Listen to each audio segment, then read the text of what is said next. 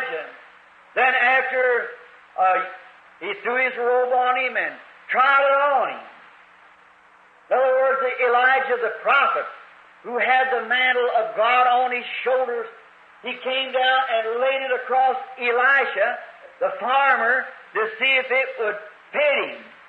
And it took me about 10 years to get altered to fit that mantle. You know, God usually puts us in the shop and trims us up. Now, He didn't alter His robe to fit Elisha. He ordered Elisha to fit the robe.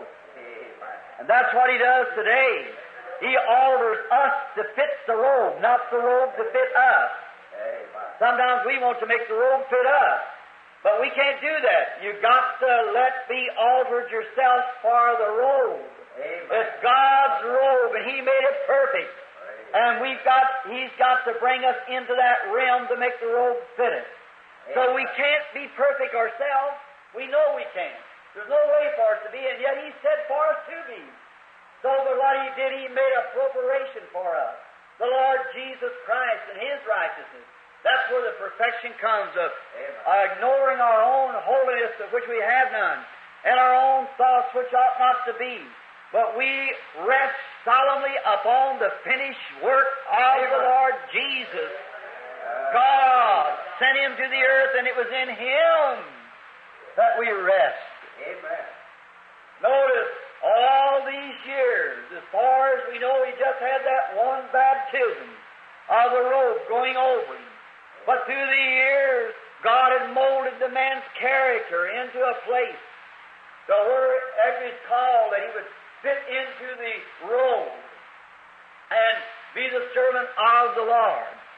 And then when Elijah passed through and throwed it on him, and he started up towards Gilgal and many of the other places, they went on to the school of prophets on their road, journeying on. And finally, Elijah was trying to get Elisha to turn back. Did you notice it? Trying to get him to turn back, said, otherwise maybe the road's a little too steep for you, son. Maybe it's a little too narrow for you to walk. You know, where Elijah was straightness. And wherever God's true servant preaches the gospel, it's a straight, unadulterated gospel where it's preached. Well, one day he went up there to the school of the prophets to visit them, and they asked him to leave. They said it's too straight around here for us. What we need today is some more straight gospel preaching that'll separate the wheat from the chaff, or the right from the wrong. Amen.